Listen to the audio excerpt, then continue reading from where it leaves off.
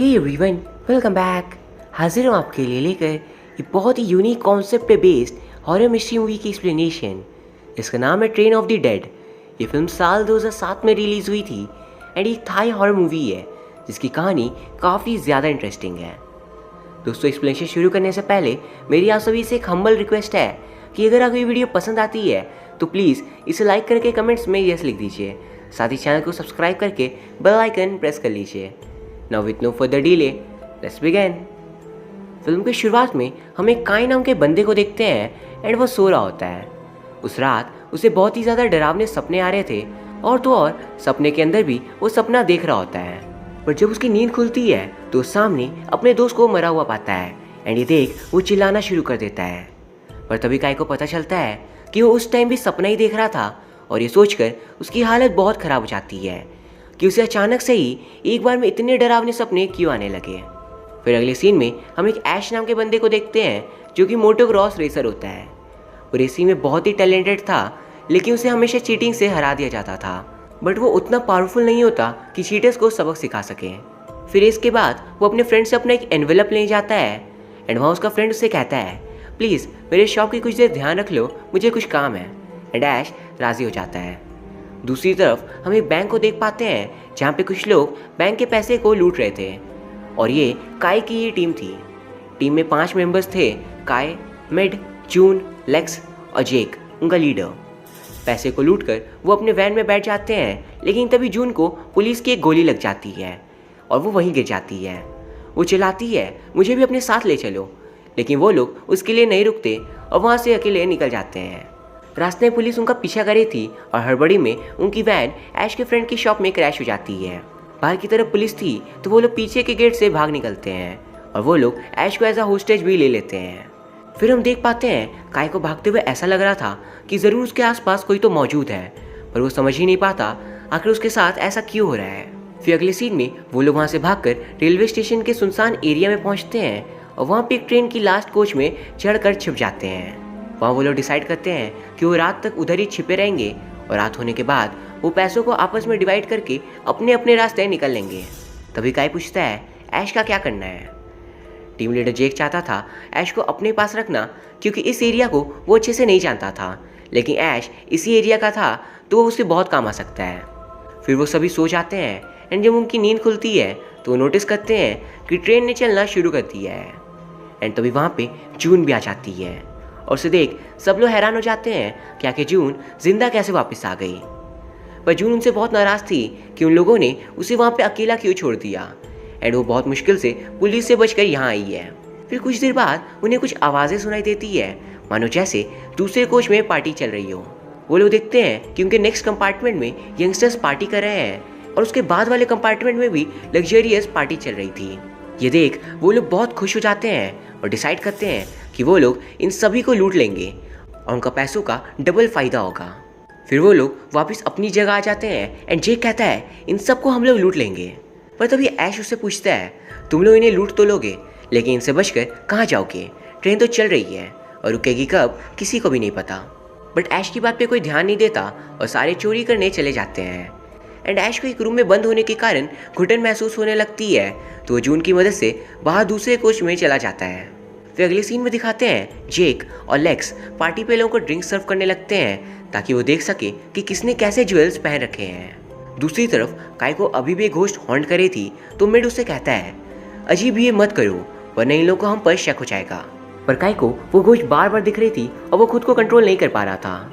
Even वो दोबारा से सपने पहुंच जाता है जहाँ पे वो नोटिस करता है कि घोस्ट दूर से चलती हुई चाकू लेकर उसकी तरफ आ रही है और पीछे से उसे जून ने पकड़ रखा है और भागने नहीं दे रही।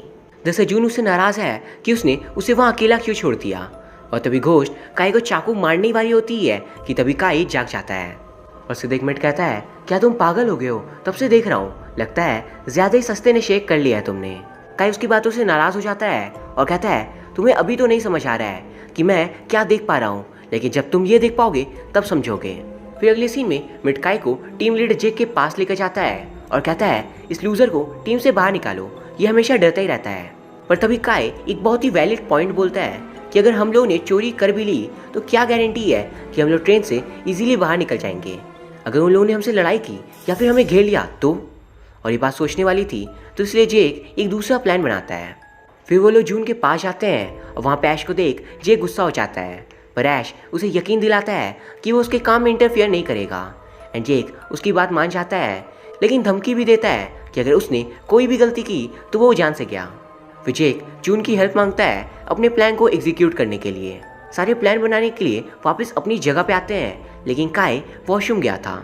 वॉशरूम में उसे दोबारा किसी रूह का सामना करना पड़ता है और वो वहाँ से डरकर अपनी टीम के पास आता है एंड उन्हें बताता है कि उसे एक रूह हॉन्ट कर रही है एंड मिरर के अंदर कोई तो है, पर उसकी बातों पे कोई यकीन नहीं करता और जे कहता है नशे करना छोड़ दो काई। तभी ट्रेन एक स्टेशन पर रुकती है और सारे एकदम शांत हो जाते हैं ताकि किसी बाहर वाले को उनके होने का पता ना चल जाए। इधर ऐश एक जगह पे बैठा था, उसके सामने एक री नाम की लड़की आकर बैठ जाती है। ऐश उसे देखकर कहता है मैंने तुम्हें पहले कहीं देखा है, पर पता नहीं कहाँ। फिर ऐश और उसमें थोड़ी बातें होती है एंड वो ऐश को जेन्युइन लगती है, तो वो उसे जेक के चोरी के प्लान के बारे में बताने जा रहा था कि तभी जून ये देख लेती है और इन दोनों को अपने साथ पकड़ कर ले जाती है जेक के पास। वहाँ जेक काई को उन दोनों पर नजर रखने की जिम्मेदारी देता है और अब जेक खुद चोरी करने जाएगा। दूसरी तरफ काई और ऐश में बातें होती है और हमें पता चलता है कि काई ने ड्रग्स के लिए एक बूढ़ी औरत को बहुत ही बुरे तरीके से मार दिया था एंड हम समझ पाते हैं ये वही औरत है जिसकी रूह काई को हर पल परेशान करती है। तभी हम देखते हैं ट्रेन के ट्रैक पे एक लेडी अपनी बेटी के साथ खड़ी थी और उनका एक्सीडेंट हो जाता है, इसलिए सारे लोग ट्रेन से उतरकर चेक करते हैं, लेकिन वहाँ पे उन्हें कोई लाश नहीं मिलती। इवन उन्हें एक्सीडेंट के निशान भी नहीं मिलते हैं। तो वो लोग ड्राइवर से कहते हैं तुमने क्या किया, ट्रेन क्यों रोकी? बट ड्राइवर उन पर ही चिल्लाता है मैं बहुत देर से चला रहा था इसलिए मैंने रोक दिया। काई पूछता है वो लेडी और उसकी बच्ची जो सामने थी वो कहाँ गई? पर ड्राइवर कहता है कौन सी लेडी, मैं किसी को नहीं जानता। फिर बाकी सब वापस ट्रेन में चढ़ जाते हैं, लेकिन काई ट्रेन के नीचे उस लेडी को ढूंढने की कोशिश कर रहा था एंड तभी उसे वो दोनों दिख जाते हैं एंड वो दूसरी तरफ से ट्रेन पे चढ़ रहे थे। बट जब काई ऊपर जाकर दिखता है तो वो दोनों वहाँ पे नहीं होते और ये देख वो बेहद घबरा जाता है कि आखिर वो दोनों कहाँ गायब हो गए। उसकी हालत पे हम एज एन ऑडियंस तरस खाने लगते हैं कि एक तो रूह उसे परेशान कर रही है और दूसरी तरफ उसके दोस्त भी उसकी बातों पर बिलीव नहीं कर रहे थे। फिर वो लोग अंदर जाकर देखते हैं कि सारे लोग जो ट्रेन पे मौजूद थे अचानक कहीं गायब हो गए और तो और बाहर बहुत तेज बारिश हो रही थी, बट वो लोग बिल्कुल भी नहीं भीगे और ये बहुत ही ज़्यादा वियर्ड था। एंड इस बात से लेक्स डर जाता है कि ऐसा कैसे हो सकता है एंड बाकी सब भी सोच में पड़ जाते हैं कि तभी काई हंसने लगता है और कहता है अब तुम लोगों को समझ आ रहा होगा कि रूह के हॉन्ट करने पे कैसा लगता है। पर तभी जेक उस पर चिल्लाता है तुम्हारा काम था ऐश और री पर नज़र रखना और तुम कोई भी काम नहीं कर रहे, इवन तुम फालतू का ज्ञान दे रहे हो, जाके काम करो। अगले सीन में बाकी सब ट्रेन पे दूसरे पैसेंजर्स को ढूंढने लगते हैं, बट उन्हें कहीं भी कोई नहीं मिलता, मानो जैसे एक पल में पूरे ट्रेन के लोग गायब हो गए हों। फिर नेक्स्ट सीन में काई मिड से कहता है तुम्हें नहीं लगता अभी अभी हज़ारों लोग यहाँ थे और अचानक सारे गायब हो गए एंड ये काम सिर्फ रूह ही कर सकते हैं। पर मिड उससे फ्रस्ट्रेट हो चुका था और वो कहता है डरपोक इंसान भूत नहीं होते, समझ लो। दूसरी तरफ हम ऐश और री को ट्रेन के दूसरे कमरे में देखते हैं एंड वहाँ हमें पता चलता है कि री एक मॉडल है और ऐश ने उसका पोस्टर देखा था एंड इसी वजह से वो उसे पहले से जानता था। फिर ऐश री को बताने जाता है कि जेक और उसकी गैंग चोरी करने वाले हैं ट्रेन में, लेकिन मैं तुम्हें उनसे बचाऊंगा और हम दोनों अगले स्टेशन में इस ट्रेन से उतर जाएंगे और भाग निकलेंगे। बट तभी री ये बहुत बड़ा राज रिवील करती है कि इस ट्रेन से कोई भी भाग नहीं सकता। पर तभी अचानक दीवार से एक हाथ री को अंदर खींच लेता है और ये देखते ही ऐश के होश उड़ जाते हैं कि ये क्या हो गया। फिर अगली सीन में हम री को एक अनजान आकृति से बात करते देखते हैं और वो आकृति कहती है तुम्हें पता है ना इस ट्रेन के रूल्स हम बनाते हैं और तुम किसी को भी कुछ भी नहीं बता सकती जब तक हम ना चाहें। पर री कहती है मैं सिर्फ ऐश को बताना चाहती हूँ क्योंकि वो बहुत ही ज़्यादा परेशान है कि उसके साथ यहाँ पे क्या हो रहा है। ये सुन वो रूह कहती है सिर्फ ऐश को ही नहीं बट हम लोग अब सबको बता देंगे कि यहाँ पे क्या हो रहा है उनके साथ और ये बात बताने का मौका तुम्हें ही मिलेगा। फिर अगली सीन में दिखाते हैं काई वॉशरूम में फेस वॉश कर ड्रग्स कर रहा था एंड दूसरी तरफ मिड बाकी कंपार्टमेंट्स में लोगों को ढूंढ रहा था कि तभी उसे जून मिलती है एंड जून मिड को देखते ही उसे मार देती है। एंड दोस्तों तभी हमारे सामने एक बड़ा राज खुलता है कि जून ऑलरेडी मर चुकी है एंड ये जून की रूह थी। हम देख पाते हैं कि उस बैंक रॉबरी के टाइम जून को गोली लगी थी एंड वो वहीं मर जाती है। एंड ट्रेन में जिस जून को हम शुरुआत से देख रहे हैं वो उसकी घोस्ट है। एंड तभी जून गुस्से में कहती है, तुमने उस दिन मुझे ऐसे ही छोड़ दिया जिसके वजह से मेरी मौत हो गई, आखिर तुमने ऐसा क्यों किया मेरे साथ। दूसरी तरफ हम लेक्स को देख पाते हैं जो मिड को ढूंढता हुआ उस तक पहुंच जाता है। एंड मिड को देख लेक्स की हालत ख़राब हो जाती है, पर तभी जून उसे कहती है, तुमने भी मुझे छोड़ दिया था एंड मैं अब तुम्हें नहीं बख्शूंगी।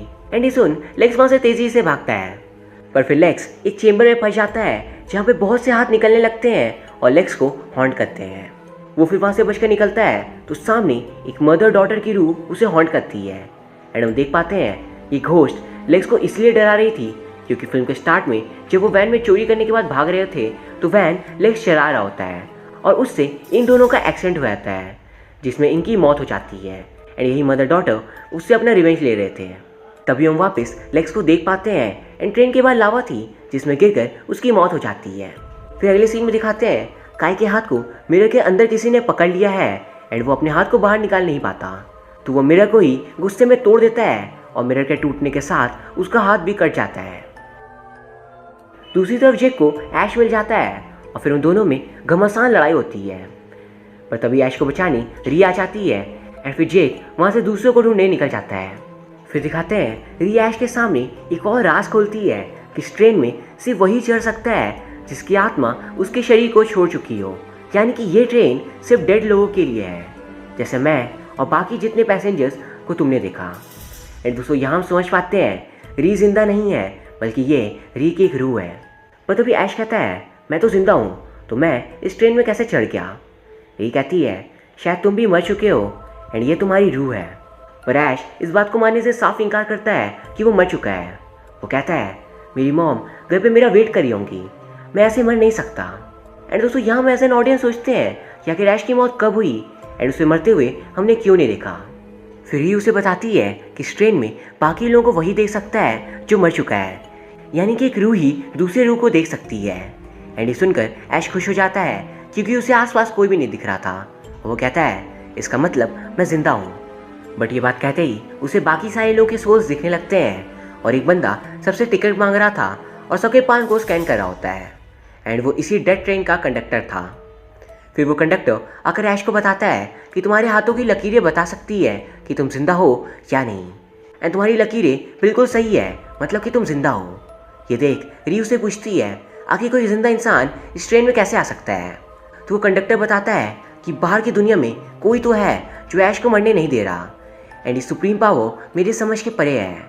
एंड दोस्तों यहाँ में एज एन ऑडियंस समझ पाते हैं कि शायद ऐश को उसकी मदर का प्यार बचा रखा हुआ था, क्योंकि ऐश की ज़िंदगी में सिर्फ उसकी मदर ही थी जो उसे प्यार करती थी एंड उनकी अलौकिक शक्तियों के कारण ऐश इस ट्रेन में इकलौता जिंदा ह्यूमन है। फिर तभी वहाँ पे जेक आकर री को अपने साथ ले जाता है एंड ऐश उसके पीछे जाता है और जेक और उसमें फाइट होती है जिससे ऐश जीत कर री को बचा लेता है। फिर तभी कंडक्टर वहाँ पे वापस आकर कहता है ये एक डेड ट्रेन है जो हेल की ओर जा रही है एंड हेल का गेट बहुत ही नज़दीक है, तो तुम्हें जल्द से जल्द यहाँ से निकलने का इंतज़ाम करना होगा, वरना तुम एक भटकती हुई रूह बनकर यहीं रह जाओगे और कभी दोबारा जन्म नहीं ले पाओगे। इसलिए ऐश सोचता है कि वो क्या करे। तभी री कहती है इस हेडफोन्स को अपने कानों में लगाओ और सुनो क्या बात सुनाई दे रही है हेडफोन्स पे। एंड ऐश ऐसा ही करता है और कुछ देर में ट्रेन के अंदर एक गेटवे बन जाता है रियल वर्ल्ड में वापस जाने का। कंडक्टर कहता है कि जाओ रियल वर्ल्ड में जाकर अपने आप को एक आखिरी बार देख लो, फिर हम शायद दोबारा ज़रूर मिलेंगे। और फिर ऐश रियल वर्ल्ड में पहुंच जाता है।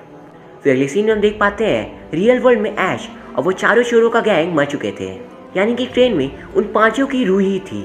मतलब कि जब जेक के टीम के वैन का ऐश के फ्रेंड के शॉप पे एक्सीडेंट होता है वो सभी लोग वहीं मारे जाते हैं और मरते ही उनके सोल्स उनके शरीर के बाहर आ जाते हैं।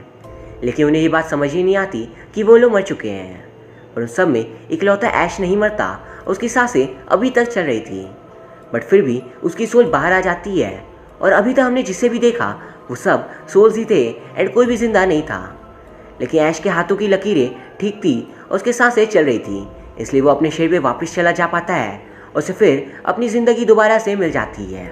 इसके बाद हम देखते हैं कि ऐश ठीक हो चुका था एंड वो अब अपनी मदर से मिल सकता था एंड यहाँ ये फिल्म एंड हो जाती है। तो दोस्तों अब मैं आपको ये बता दूँ कि वो ट्रेन जो था वो सिर्फ डेड लोगों के सोल्स को हेल की ओर ले जाया करता था, यानी कि आत्माओं का ट्रेन जो नरक की ओर जा रहा था। एंड उस ट्रेन में सिर्फ सोल्स ही आ जा सकते थे। तो फिल्म एक्सीडेंट के बाद सभी लोग मर जाते हैं, सिर्फ ऐश की बॉडी सांस ले रही होती है एंड इसीलिए वो ट्रेन में जाने के बाद भी अपने शरीर में वापस आ पाता है। और इसमें सबसे बड़ी ताकत उसकी मदर का प्यार था जो उसे बचा लेता है मौत के मुंह से।